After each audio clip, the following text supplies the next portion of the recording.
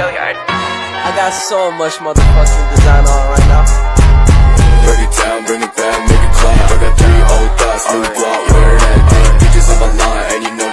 Assalamualaikum warahmatullahi wabarakatuh. Salam sejahtera buat kita semua. Baiklah, di sini kami dari kelompok 8 akan membacakan hasil diskusi kami mengenai budidaya pisang, Musa paradisiaca. Dan di sini kelompok 8 terdiri dari Fadila Ramadhani, saya sendiri Sahrul Gumanti, ada Naomi Novita Sari Sinaga, Raifan Hidayat Lubis, dan Nurul Rian Fadila. Sejarah pisang, Musa paradisiaca. Pisang adalah tanaman buah berupa herba yang berasal dari kawasan di Asia Tenggara, termasuk Indonesia. Pisang merupakan komoditas yang menduduki tempat pertama di Indonesia, di antara jenis buah-buahan lainnya, baik dari sisi sebaran, luas pertamanan, maupun dari sisi produksinya.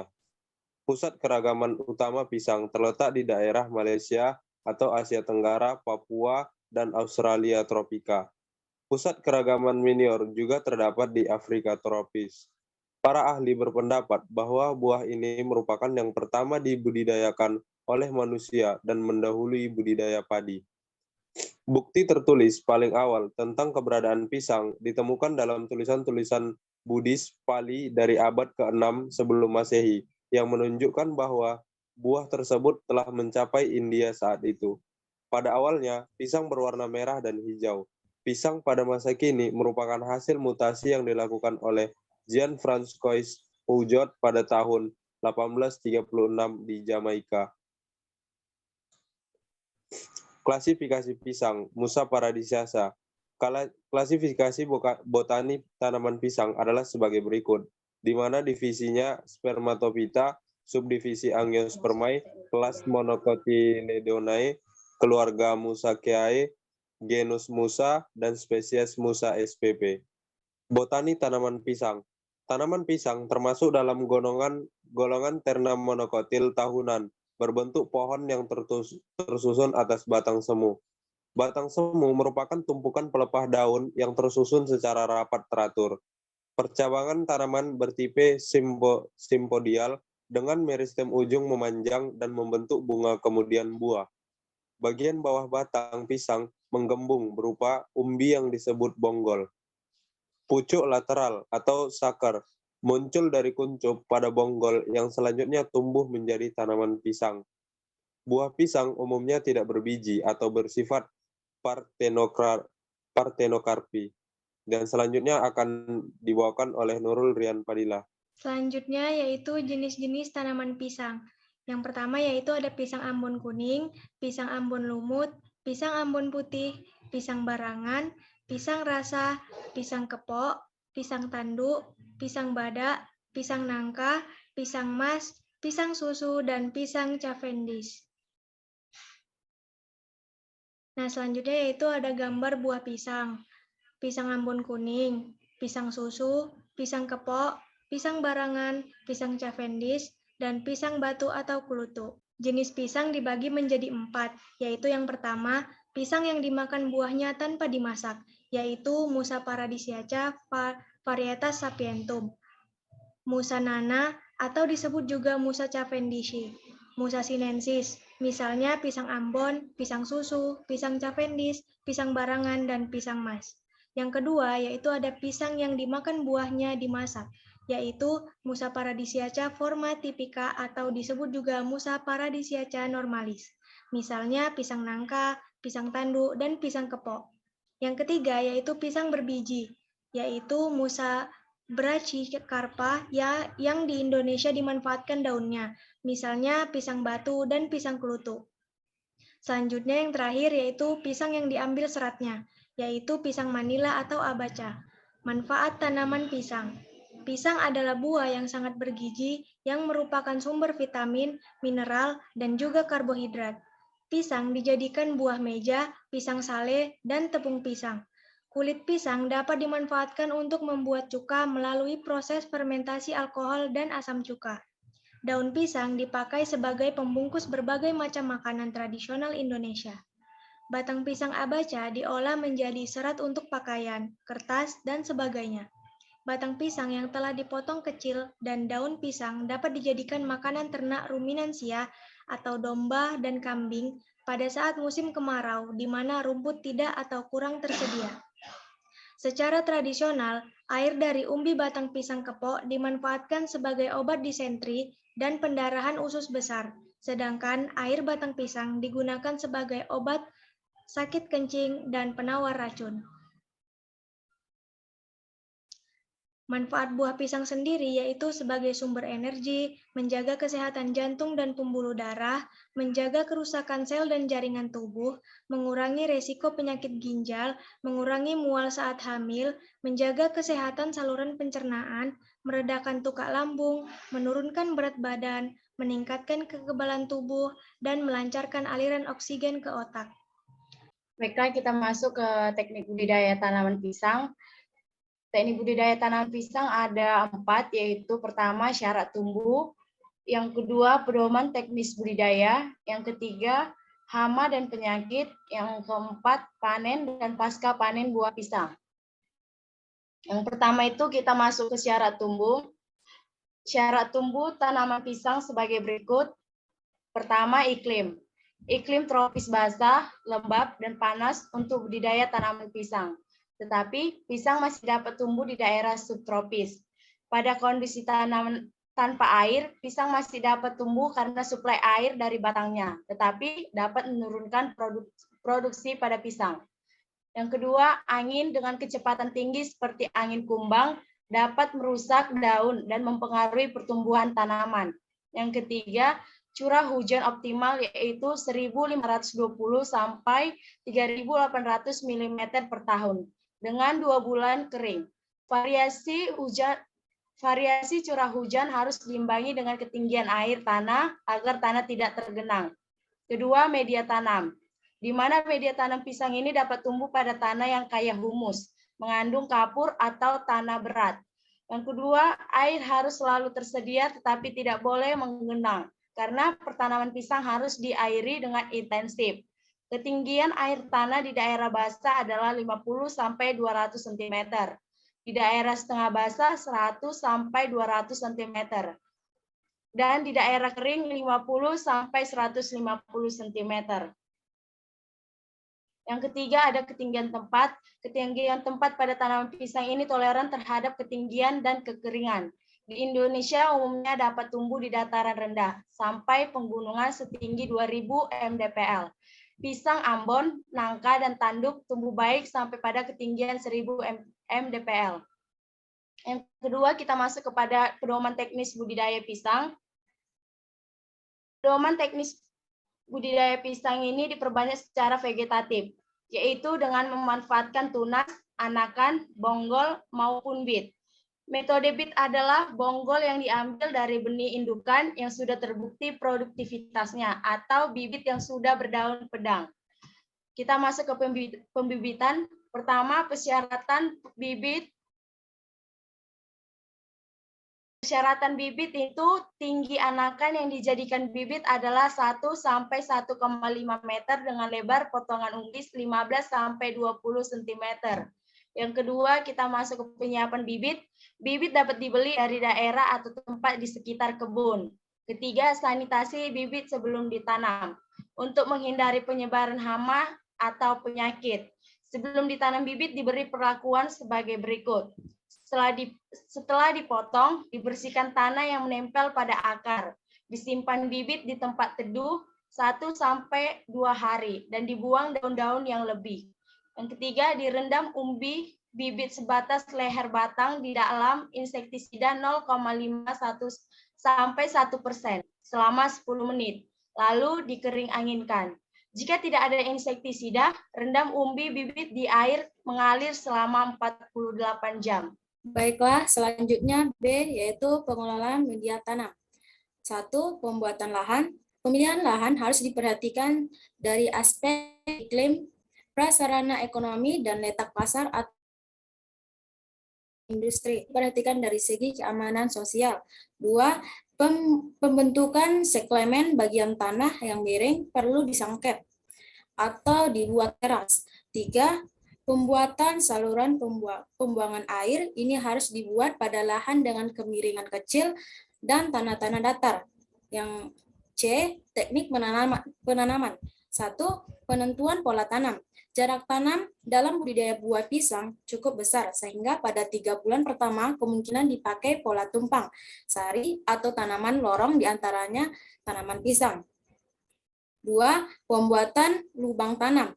Ukuran lubang tanam adalah 50 kali 50 kali 50 cm pada tanah berat dan 30 kali 30 kali 30 cm atau 40 kali 40 cm untuk tanah yang gembur.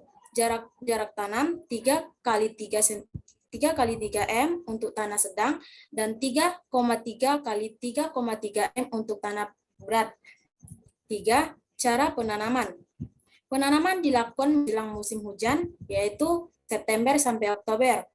Sebelum ditanam, lubang diberikan pupuk organik seperti pupuk kandang atau kompos sebanyak 15 sampai 20 kg. Pemupukan organik sangat berpengaruh terhadap kualitas rasa buah. Yang D, pemeliharaan tanaman. 1. Penjarangan. 1 rumpun harus terjadi atas 3 sampai 4 batang untuk mendapatkan hasil yang baik. 2. Penyiangan. Rumput atau gulma di sekitar pohon induk harus disiangi agar pertumbuhan anakan dan juga induk bagus. 3. Perempalan. Daun-daun yang mulai mengering dipangkas agar keberhasilan tanaman dan sanitasi lingkungan terjaga. 4. Pemupukan. Pisang sangat memerlukan kalium dalam jumlah besar. Untuk 1 hektar, pisang memerlukan 207 kg urea, 138 kg super fosfat, 608 kg KCl, dan 200 kg batu bakar sebagai sumber kalium. 5. Pengairan atau penyiraman. Dan pisang akan tumbuh subur dan berproduksi dengan selama pengairannya terjaga. Tanaman diairi dengan cara disiram atau mengisi parit-parit atau saluran air yang berada di antara barisan tanaman pisang. Yang keenam, pemberian mulsa. Tanah di sekitar rumput pisang diberikan mulsa berupa daun kering ataupun basah, berguna untuk mengurangi penguapan air tanah dan menekan gulma. 7. Pemeliharaan buah. Jantung pisang yang telah terjarak 25 cm dari sisir buah terakhir harus dipotong agar pertumbuhan buah tidak terhambat. Masuk kita pada yang ketiga, hama dan penyakit tanaman. Hama yang menyerang tanaman pisang sebagai berikut, seperti ulat daun. Bagian yang terserang yaitu daun. Gejalanya daun menggulung seperti lubang, sobek sehingga tulang daun. Pengendaliannya dengan menggunakan insektisida yang cocok belum ada. Dapat dicoba dengan insektisida Malathion. Kedua, ulat kumbang. Bagian yang terserang kelopak daun dan batang. Gejalanya lorong-lorong di atas atau bawah ke dalam kelopak daun, batang pisang benuh lorong. Pengendaliannya yaitu dengan sanitasi pisang, dibersihkan rumput dari sisi batang pisang, digunakan bibit yang suhiham makan. Yang ketiga, nematoda. Bagian yang terserang yaitu akar. Gejalanya tanaman kelihatan merana, terbentuk rongga atau bintik kecil di akar dan bengkak. Pengendaliannya dengan menggunakan bibit yang telah disuci hamakan, tingkatkan rumus tanah dan gunakan lahan dengan kadar lembung kecil. Ulat bunga dan buah. Bagian yang terserang yaitu bunga dan buah. Gejalanya pertumbuhan buah abnormal, kulit buah berkudis. Pengendaliannya dengan menggunakan insektisida. Penyakit dan pengendalian. Penyakit layu Fusarium atau Panama. Penyebab cenderung Fusarium, gejala daunnya menguning dan layu. tangkai terkulai dan patah, jaringan pertumbuhan pada batang semu berwarna coklat kemerahan.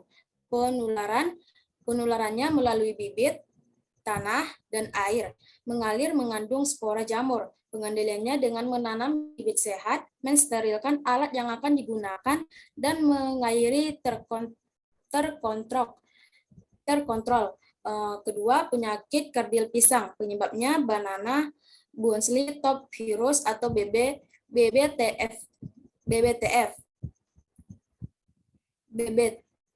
Gejala awalnya garis-garis pendek terputus-putus diselangi titik-titik terhadap di antara dan sejajar tulang-tulang daun sekunder, dan kemudian daun-daun yang muncul berikutnya tumbuh lebih tegak, lebih pendek, sempit, dan tangkai daunnya lebih pendek, dan sepanjang daun terjadi klorosi atau kering daun menjadi rapuh.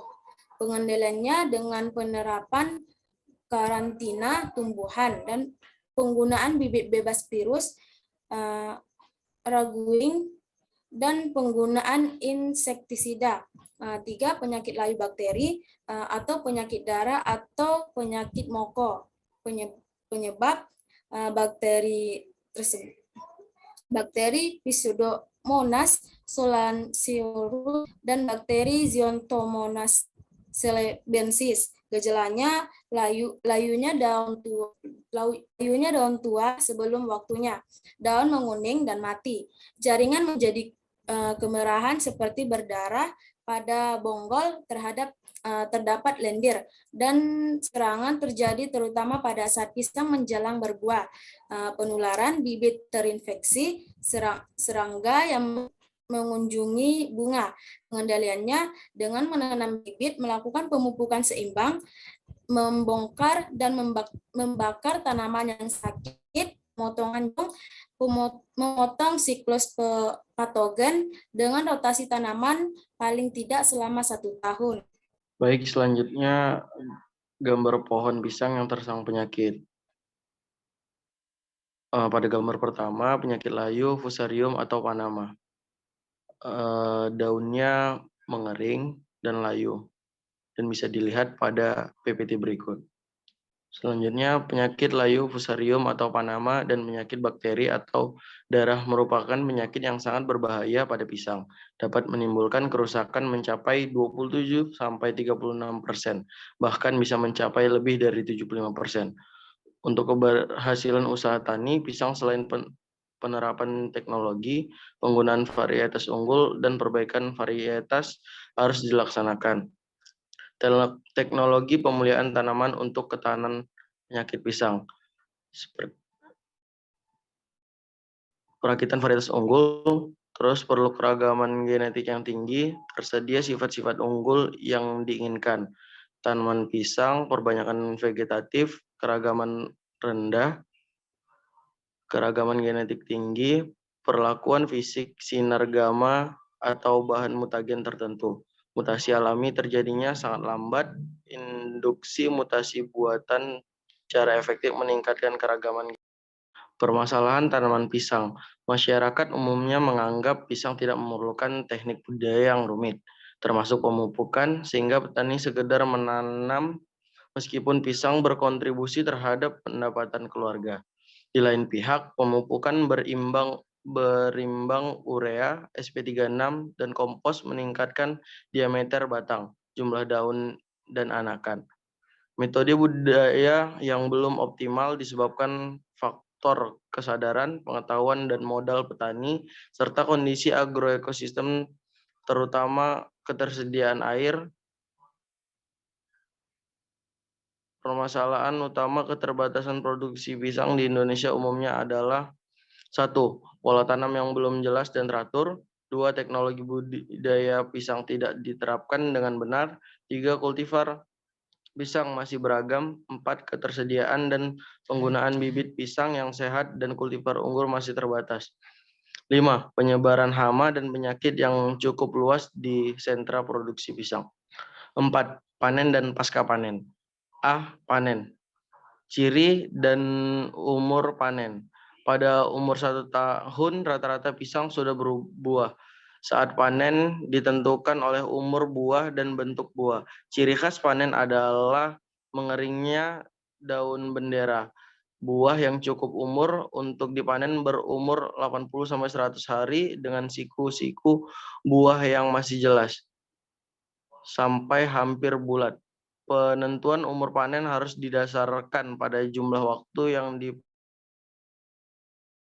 diperlukan daerah penjualan sehingga terlalu matang sampai di tangan konsumen. Sedikitnya buah pisang masih tahan disimpan 10 hari setelah diterima konsumen. Cara panen. Buah pisang dipanen bersama-sama dengan tandannya.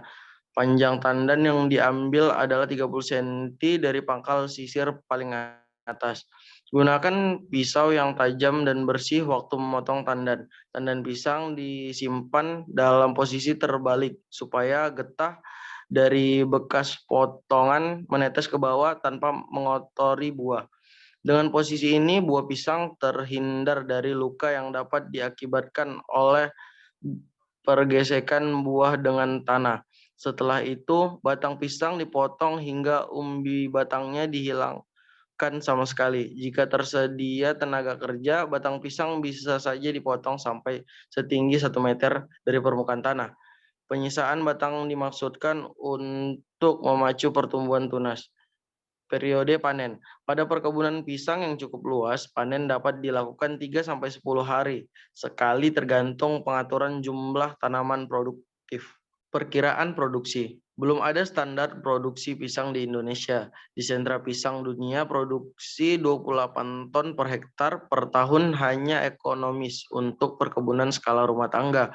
Untuk perkebunan kecil dalam 10-30 hektar dan perkebunan besar lebih dari 30 hektar. Produksi yang ekonomis harus mencapai setidaknya 46 ton per hektar per tahun. B. Pasca panen. Secara konvensional, tandan pisang ditutupi dengan daun pisang kering untuk mengurangi penguapan dan diangkut ke tempat pemasaran dengan menggunakan kendaraan terbuka atau tertutup. Untuk pengiriman ke luar negeri, sisir pisang dilepaskan dari tandannya, kemudian dipilah-pilah berdasarkan ukurannya. Pengepakan dilakukan dengan menggunakan wadah karton. Sisir buah pisang dimasukkan ke dos dengan posisi terbalik dalam beberapa lapisan. Sebaiknya luka potongan di ujung sisir buah pisang disuci hamakan untuk menghindari pembusukan. Cukup sekian, saya kembalikan kepada moderator. Terima kasih kepada teman-teman sekalian yang telah membacakan hasil diskusi dari kelompok kita. Apabila ada kesalahan, kami mohon maaf sebesar-besarnya. Pergi liburan ke kota Bali, jangan lupa beli alpukat. Demikian presentasi kami, semoga bisa bermanfaat. Saya akhiri, wabillahi taufik wal hidayah. Wassalamualaikum warahmatullahi wabarakatuh. Salam sejahtera buat kita semua.